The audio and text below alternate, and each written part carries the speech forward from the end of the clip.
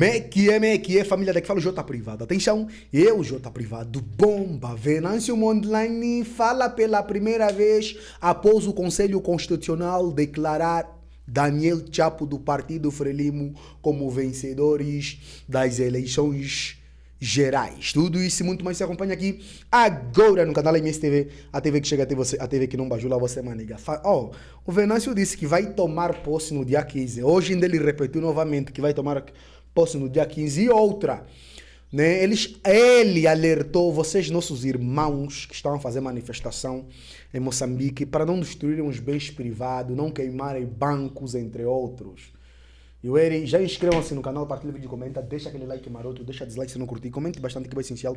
Siga meu Instagram, siga meu TikTok, que é muito importante. Criem suas opiniões, que isso nos ajuda bastante, porque só assim verdadeiramente, né, conseguiremos, como que fala, derrubar todos esses ladrões. E o Eri, então, sem mais delongas, vamos aqui para a notícia. Sim, família, como eu disse lá no começo do nosso vídeo, é isso mesmo, o Venâncio Mondlane falou pela primeira vez, pronunciou-se, né, em uma live, como é de sempre, como é de costume, né, para falar do que ele pensa, qual é a opinião dele sobre, né, como é que fala, os resultados que o Conselho Constitucional apresentou, né, família? Olha, como nós havíamos noticiado aqui ontem que o Conselho Constitucional simplesmente, como é que fala, deu vitória a Daniel Chapo, né? Depois do contencioso eleitoral bastante polêmico, o Conselho Constitucional declarou Daniel Chapo presidente. Num discurso de vitória na sede da Frelimo, Chapo garantiu a abertura para o diálogo e reformas. Sim, Daniel Chapo, candidato presidencial da Frelimo, foi na segunda-feira, dia 23/12, declarado vencedor das eleições presidenciais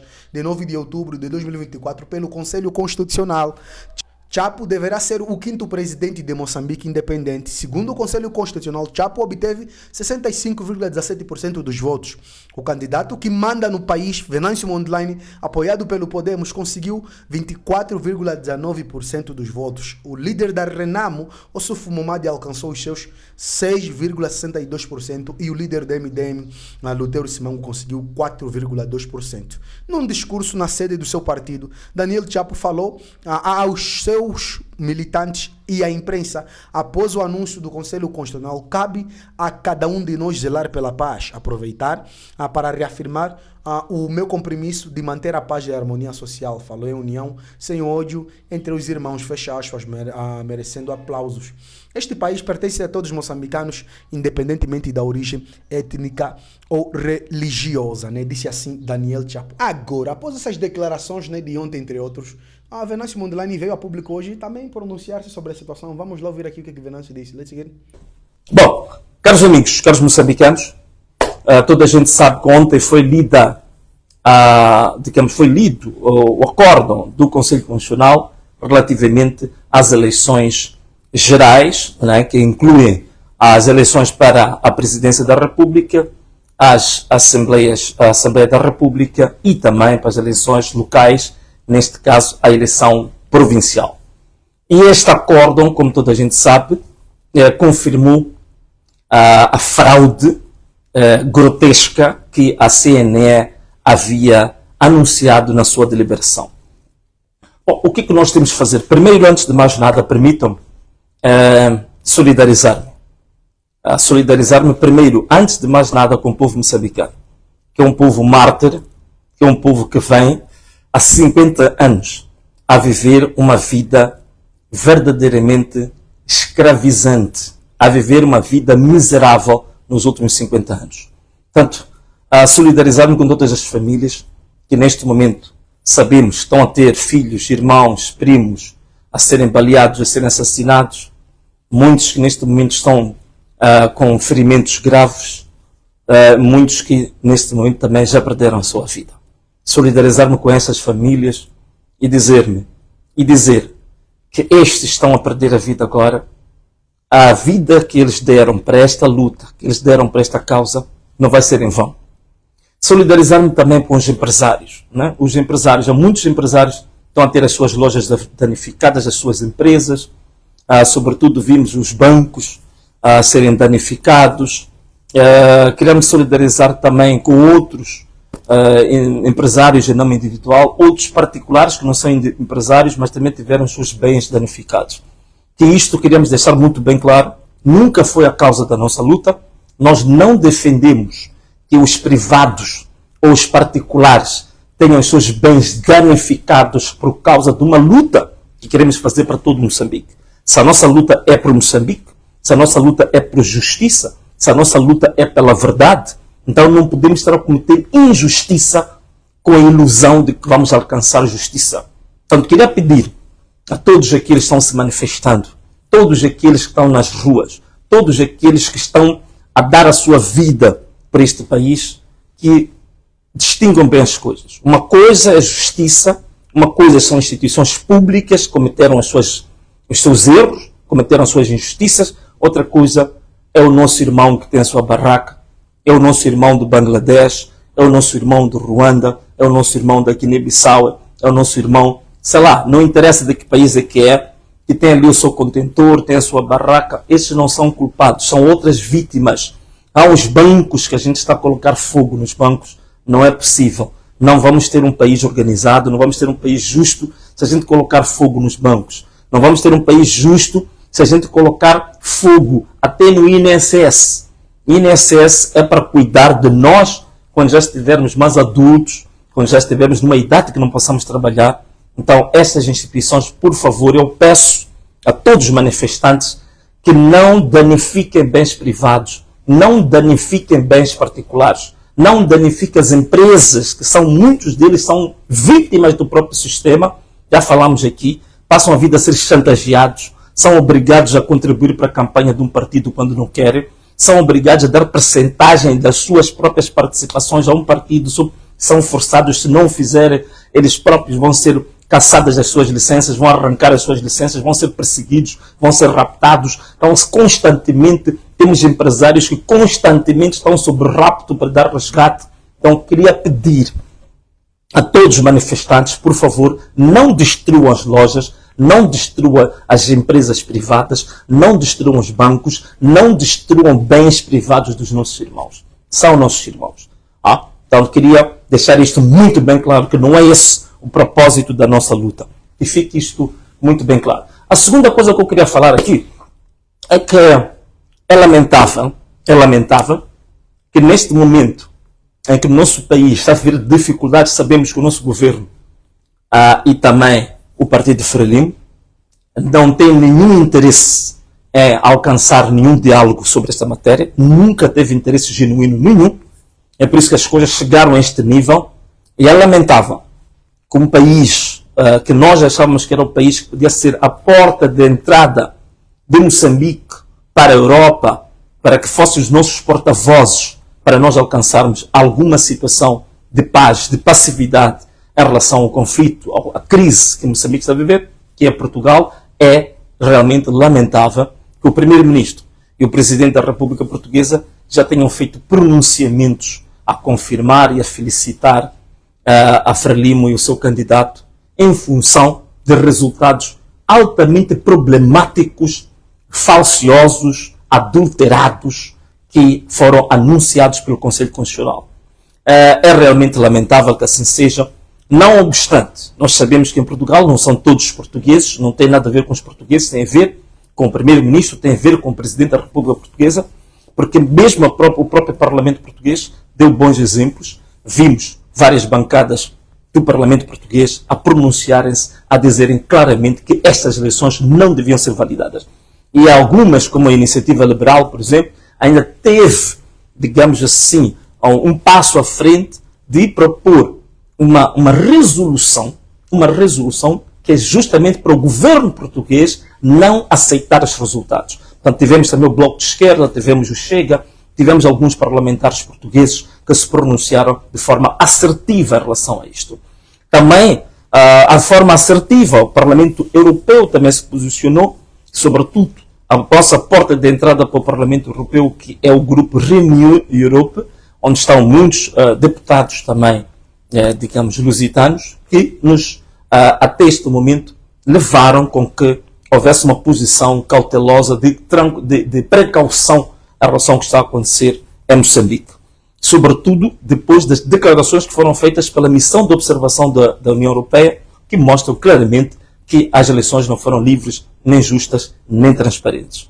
A posição cautelosa também felicitar dos Estados Unidos da América, que neste momento teve uma posição de equilíbrio, portanto não avançou de forma precipitada a felicitar quem quer que seja. Portanto, felicitamos também o posicionamento que foi assumido pelos Estados Unidos da América em relação a esta matéria. Infelizmente, o país que está mais próximo de nós, que é a África do Sul, que é a maior potência da África Austral e uma das maiores potências da África, até este momento tem tido um posicionamento também muito triste. A única coisa que fez é só reforçar militares na fronteira de Ressano Garcia e também disponibilizar apoio militar, material bélico ao governo de Moçambique. Isto é totalmente triste e errado. A SADC, que é a nossa organização regional, que devia já ter se pronunciado, pronunciou-se do lado errado. Ainda os processos nem tinham chegado ao fim. A SADC já tinha vindo ao público felicitar a Frelimo e o seu candidato. Portanto, essas organizações, neste momento, naturalmente que não são as preferenciais para uma possível mediação no futuro. E nós achamos e continuamos a dizer, como dissemos desde o início, que estamos abertos ao diálogo. Estamos abertos a dialogar, estamos abertos a haver aproximação, mas desta vez, naturalmente, pela dimensão que está a atingir, a mediação tem que ser uma mediação internacional. Tem que ser como uma mediação internacional, porque já não existe um ambiente de confiança nem com o governo de Moçambique, muito menos com o Partido Frelimo, muito menos com a SADC, com os países que estão à volta de Moçambique, que estão a agir mais com interesses económicos, oportunísticos e não propriamente para criar paz na África Austral. Portanto, este é o nosso posicionamento. Estamos abertos ao diálogo, continuamos abertos ao diálogo, mas com uma mediação ou intermediação internacional. Então, isso queríamos deixar muito bem claro para toda a gente. Queríamos também pedir aos nossos manifestantes, as pessoas que estão na rua, para terem muito cuidado. Não podem impedir a passagem de alguns grupos que são muito sensíveis, até para apoiar os próprios manifestantes. Primeiro, é o pessoal da saúde, os médicos, os enfermeiros, os auxiliares. Portanto, todo o pessoal da saúde, já pedimos que tenham que vir uniformizado com o seu crachá, permitir livre trânsito de todo o pessoal da saúde. Permitir também livre trânsito das viaturas ligadas às agências funerárias. Portanto, permitir livre trânsito das viaturas ligadas às agências funerárias. Temos que permitir que os funerais possam acontecer de forma tranquila, porque já há perdas, não podemos impedir isso. Permitir também que a Ordem dos Advogados, que tem neste momento desempenhado um papel extremamente importante a auxiliar os manifestantes que estão detidos. Lembrar que temos mais de 4.000 pessoas detidas até este momento. A Ordem dos Advogados tem dado uma ajuda muito grande. É preciso também deixar passar à vontade a Cruz Vermelha. Portanto, estas organizações humanitárias que apoiam, independentemente da cor partidária, é importante não confundirmos as coisas, permitir livre trânsito dessas organizações. Também permitir livre trânsito do corpo diplomático, as embaixadas, o pessoal das embaixadas. Só vamos pedir ao corpo diplomático para ter a sua identificação, para permitir que não hajam problemas. As pessoas devem permitir a deslocação livre do corpo diplomático, que é para eles perceberem também a justeza da nossa luta, que não é uma luta de vandalismo, não é uma luta de buçais, não é uma luta de vândalos, de rebeldes, é uma luta justa que nós estamos a fazer. Portanto, este é um dos pontos que eu queria deixar. Também queríamos dizer que não é este o país que nós queremos. Este país que o Conselho Constitucional nos mostrou ontem não é exatamente o país que nós queremos. Este país de uma violência. Agora os manifestantes são acusados de violência. Mas a gente se esquece da violência chamada violência estrutural. A violência institucional. A violência formal. Esta violência que vem há 50 anos a ser perpetrada contra este povo. A outra violência eleitoral também que é perpetrada nos últimos 30 anos. Com constantes e cíclicos processos de fraude eleitoral gravíssimos que têm acontecido e pura e simplesmente o povo tem consentido isso há mais de 30 anos de democracia multipartidária. Portanto, há uma grandíssima violência contra o povo que nunca é falada. Só para dizer-vos agora, neste momento temos quantas pessoas? Temos cerca de 6.000 pessoas que foram afetadas. Como é que eu cheguei a esse número? É simples. Nós temos neste momento cerca de 4.000 pessoas. 4.000 pessoas estão detidas. Se considerarmos as pessoas que já perderam a vida, que são mais ou menos 200 pessoas, e considerarmos cerca de 1.800 pessoas que estão feridas, com ferimentos graves, então temos um universo de 6.000 pessoas que são vítimas da violência e brutalidade do Estado e brutalidade policial. Infelizmente, essas 6.000 pessoas, até este momento, quase que ninguém fala delas. As pessoas falam por causa de um vidro que se partiu, as pessoas falam por causa de uma porta que se quebrou, mas essas vidas, essas 6.000 almas, essas 6.000 pessoas afetadas diretamente, não se fala dela. Este é o grande problema, a injustiça deste mundo, que apaga-se para a humanidade, que perdemos a alma, perdemos a humanidade, estamos esvaziados da nossa humanidade e somos mais patrimoniais, somos mais materialistas e já nem pensamos na vida das pessoas. E não pensamos na violência estrutural contra estes jovens que estão na rua. Jovens que não têm acesso ao emprego, jovens que não têm acesso à água, não têm acesso à saúde, não têm acesso aos meios que a maior parte das pessoas que estão no centro da cidade tem. Jovens excluídos da sociedade, jovens na miséria completa. Entenda-se também que os últimos relatórios, o último relatório do Instituto Nacional de Estatística mostrou que nos últimos 10 anos a pobreza em Moçambique aumentou 80%. Nós estávamos com 46% de incidência de pobreza em 2014, nós agora estamos com 67% de incidência de pobreza. É um país que tem 26 milhões de pessoas a viver abaixo do limiar da pobreza. O que isso quer dizer? Pessoas que não sabem o que vão comer no dia seguinte, pessoas que não sabem o que vão, onde arranjar o dinheiro se estiverem doentes, se forem ao hospital, não têm nem sequer dinheiro para uma consulta médica, pessoas que não têm transporte, não têm saneamento, não têm teto onde colocar a sua cabeça. Temos 26 milhões de pessoas a viver assim em Moçambique. Essas pessoas não têm acesso, não conhecem a lei, não conhecem a Constituição, não sabem o que é isso de civismo, não sabem o que é isso de vandalismo sequer.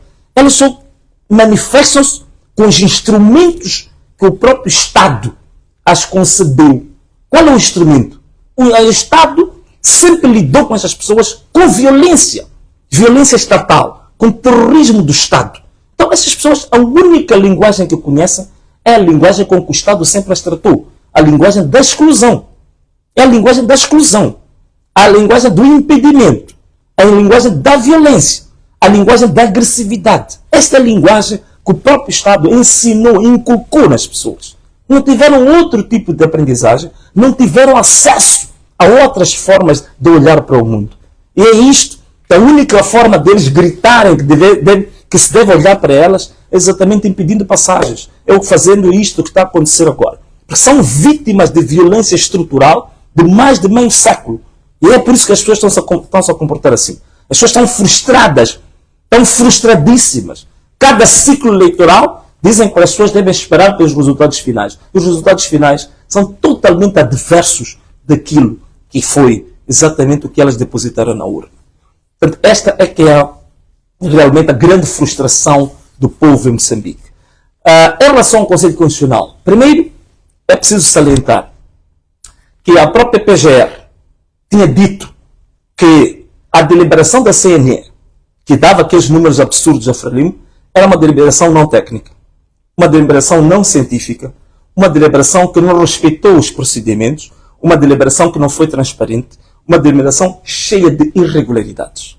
E a própria Procuradoria, ela dizia que não havia condições,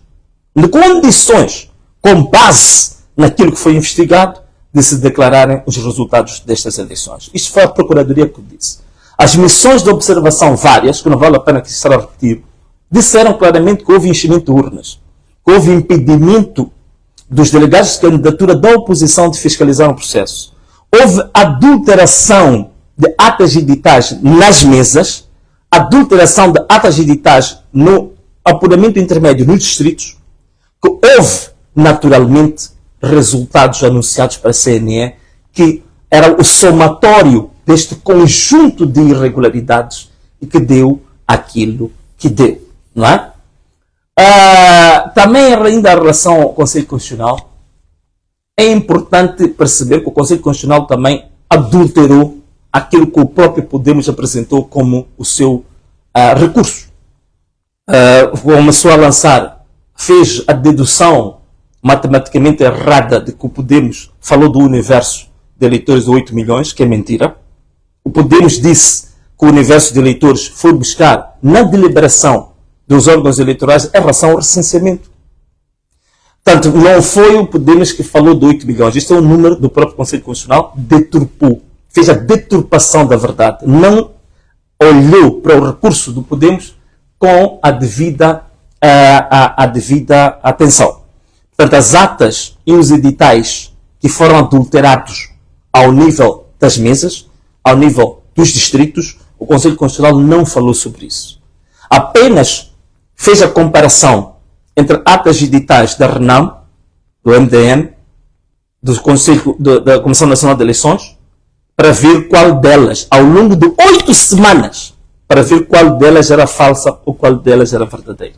Um exercício muito triste, deprimente, e nunca se fez aquilo que é o básico, que é comparar se essas atas editais estão de acordo ou não com o que foi depositado na urna. Portanto, ou expurgar, pelo menos, as atas que eram falsas e aquilo que são as atas que eram verdadeiras. Não fez isso. Por isso, o resultado que o Conselho Constitucional apresenta, ela não explica como é que os números mudaram. Como é que houve alteração das percentagens. Como o Conselho Constitucional fez isso. E mesmo nas reuniões que convocou os partidos, nunca explicou esta metodologia. Explicou outras coisas que nem têm a ver com a sua própria competência. Portanto, como é que o Conselho Constitucional chegou àqueles resultados? Como é que explica isso? 8 semanas a comparar editais, qual deles é verdadeiro e qual deles é falso. E uma coisa básica que nós tínhamos indicado.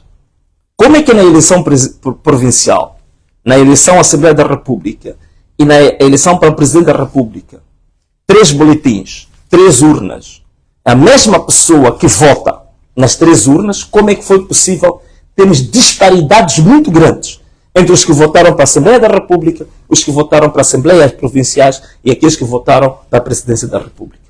Essas diferenças foi questionada a Comissão Nacional de Eleições. A Comissão Nacional de Eleições não explicou as diferenças. Se essas diferenças não estão explicadas, como é que o Conselho Constitucional avançou com isto? Só para dar um exemplo, para não dizer que estamos a falar ao acaso, ainda no próprio acórdão, vem, por exemplo, que na província de Inhambane, para as Assembleias Provinciais votaram 415 mil pessoas.